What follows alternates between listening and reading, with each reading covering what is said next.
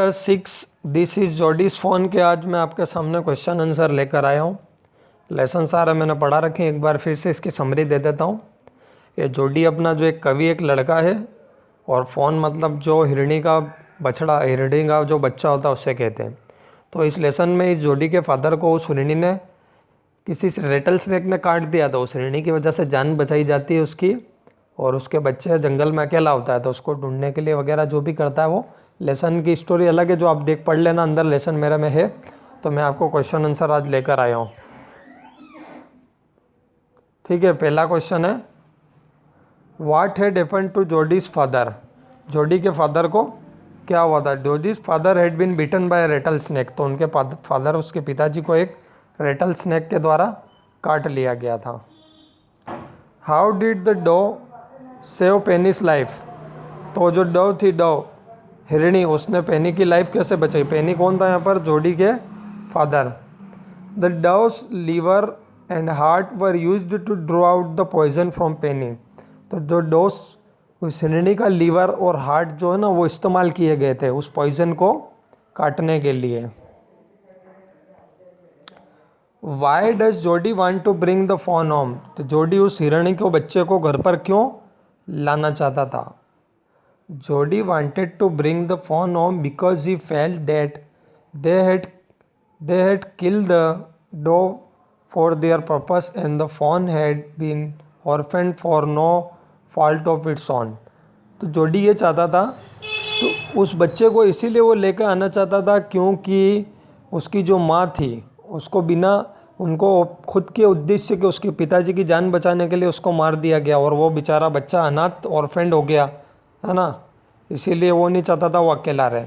He kept thinking about the hungry and scared fawn. तो बार बार किसके बारे में सोचता था वो अपना कवि, उस बेचारे भूखे प्यासे डरे हुए से फ़ोन, उस ऋणी के बच्चे के बारे में।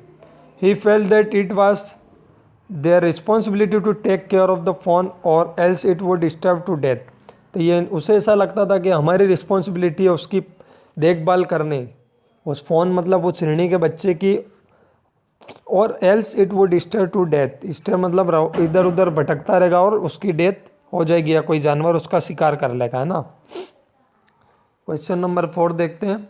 How does Jody know that the fawn is a male. Jody को ये कैसे पता चला था, पता चला कि वो मेल है या फीमेल है ना। Jody knew that the fawn was a male. उससे पता चला कि ये जो है ना वो क्या था, मेल था। Because the spots on his body were all in a line. क्योंकि जो सारे स्पॉट्स जो निशान थे वो लाइन में थे ना, एक से। His father had told him that on the body of doe found. तो उसके फादर ने ऐसा कह रखा था कि जो है ना हिरणी का जो बछड़ा होता है, जो male, the spots are in different directions में उसके होते हैं। तो इससे इसको पता चला कि जो उसके स्पॉट्स जो है उससे। Jody did not want Millwheel with him for 2 reason. What were they. तो जोडी मिलविल को नहीं चाहता था अपने साथ में। ऐसे कौन से 2 रीज़न थे, आप इसको बताइए। जोडी did not want Millwheel with him for 2 reason. 1 reason was that if the fawn was dead और कुड नॉट बी फाउंड। तो ऐसे 2 रीज़न क्या थे। पहला तो था कि जब फ़ोन वो जो है वो या तो डेड हो गया और अगर मिला नहीं, है ना, अगर या डेड हो गया होगा या मिला नहीं होगा। He did not want him to see his disappointed. तो वो नहीं चाहता कि मेरे डिसअपॉइंटेड और कोई देखे। The second reason was that if they found the fawn. और सेकेंड रीज़न ये था कि अगर उसे फ़ोन मिल जाए वो बच्चा, then the meeting would be so lovely and secret that he could not endure to share it.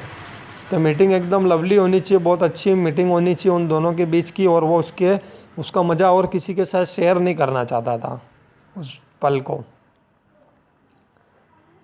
Y was Millwheel afraid to leave Jody alone. Millwheel जो था ना वो डरा हुआ क्यों था जोडी को अकेला छोड़ने के लिए। Millwheel did not want to leave Jody alone as he was afraid that Jody could lose his way off or get bitten by snack.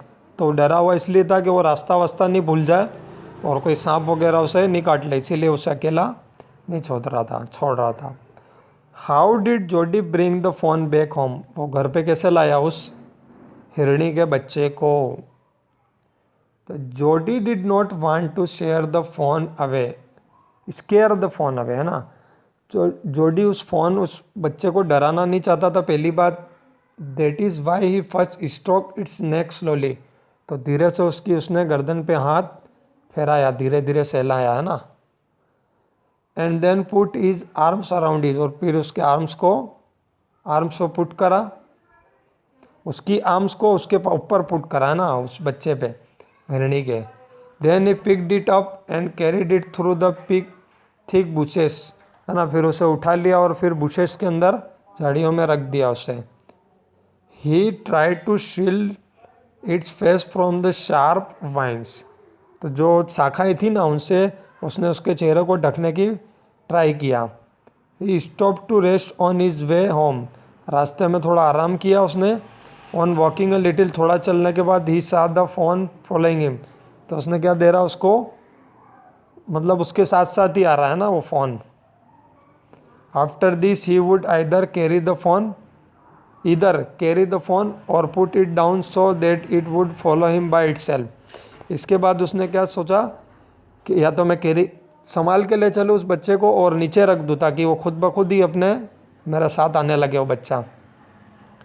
When they reached home, जब वो घर पहुँचे, he refuse to climb the stairs, तो सीढ़ियों पे चढ़ने से मना कर दिया, वो सीढ़ियों पे नहीं चढ़ रहा था वो बच्चा, है ना, उस हिरणी का। He then picked it up and took it inside the house, उसे उठाया और वो घर के अंदर उसे लेकर चला गया, हिरणी के बच्चे को। अगला क्वेश्चन देखते हैं। जोडी was filled with emotion after he found the phone, वो इमोशन से भर गया ना जोडी, जब उसने उस हिरणी के बच्चे को पाया था। Can you find at least 3 words of phrase which show how he felt, क्या कोई 3 वर्ड्स का ऐसा फ्रेज बता सकते हैं जिससे उसे कैसा फील रखता था ये पता चल जाए। Jody was filled with emotion after he found the fawn, Jody was filled with emotion से भर गया जब उसने उसे पाया। When he stroke its neck, पे गर्दन उसने पे हाथ फिराया। The touch made him delicious, है ना, उसको अंदर से कैसा कर दिया, थोड़ा मतलब भावुक कर दिया उसको, है ना। When he realise that it was his fawn now, अब उसे रियलाइज़ हो गया कि जब ये मेरा फ़ोन है, मतलब उस बच्चा। He was light headed with his Joy, मतलब उसके दिल में एक खुशी आ गई है ना, बहुत अच्छी खुशी के मारे लाइट हेडेड, दिल भर गया उसका। When he finally brought the fawn into the house, जब फाइनली उसको घर पर लेकर आ गया। When he thought that the boy eye was as bright as the fawn's, तो पेनी, उसके पापा ने क्या सोचा कि उस लड़के की जो आंखें थी वो कैसी ब्राइट चमकीली जैसी हो गई थी, जैसे उस हिरणी के बच्चे की थी। अगला क्वेश्चन है, how did the deer drink milk from the gourd, है ना, उस बोतल से उसने ड्रिंक कैसे पिया। गॉड तो वैसा होता है, और लौकी वगैरह जो बोतल टाइप होता है उसको ही कहते हैं, ठीक है। The deer drank the milk from Jody's hands, उसके जोडी के हाथों से ही दूध को पिया। When Jody gave milk to the fawn in a gourd के अंदर, एक प्याले के अंदर जब उसे दिया। It butted it suddenly, butted मतलब नहीं पिया, मुंह हटा लिया उसने। Smelling the milk and not knowing what to do with the milk in the gourd, smell करा उस दूध को और उसे समझ नहीं आया कि मैं इस दूध के साथ क्या करूँ, है ना। It was then that Jody dipped his finger in the milk and pushed them into a fawn's soft and mouth so that it would drink the milk, तो उसने फिर जोडी ने खुद ही अपना हाथ जो है ना उस मिल्क के अंदर डुबोया, और जोडी ने फिर उसको क्या करा, फ़ोन के सॉफ्ट वेट माउथ के ऊपर लगाया, टच करा मुंह के ऊपर, तो फिर उसने इस तरह से दूध को उसको पिलाया। अगला लास्ट क्वेश्चन एक और देख लेते हैं। Why did not fawn follow Jody up the steps as he had thought it would, तो क्यों उस हिरणी के बच्चे ने जोडी को फॉलो नहीं करा steps as he had thought it would, जैसा उसे सिखाया गया था वैसा। The deer is wild animal होता है ना, एक जंगली जानवर है वो। It is used to life in the forest, में उसकी रहने की आदत होती है।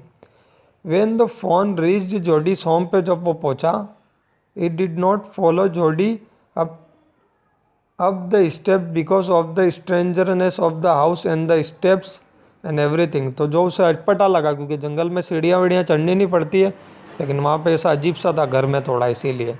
This is similar to its reaction on the milk in the gourd. इसी तरह से जब वो प्याले में मिल्क पी रहा था तब भी उस गोड के अंदर है ना, बोतल के अंदर जो मतलब गोड, वो माँ वाली जो बोतल होती है ना पिलाने की, प्याले टाइप, वो वाली गिरा है ना ये, तो उसके अंदर भी उसे अजीब सा लगा। एक सीधी सी बात है, गोड मतलब वो जो निपल वाली नहीं होती जो आगे, हाँ वो। It simply did not know what to do. उसे समझ नहीं आया कि इसके साथ क्या करूं। एक और क्वेश्चन देख लेते हैं। Why did Penny Baxter allow Jody to go find the fawn and raise it. तो पेनी बैक्स्टर, इसके पापा ने इसको क्यों अलाउ किया कि जाओ उस बच्चे को ढूंढ के लाओ हिरणी के और उसे बड़ा करो, पालो पोसो।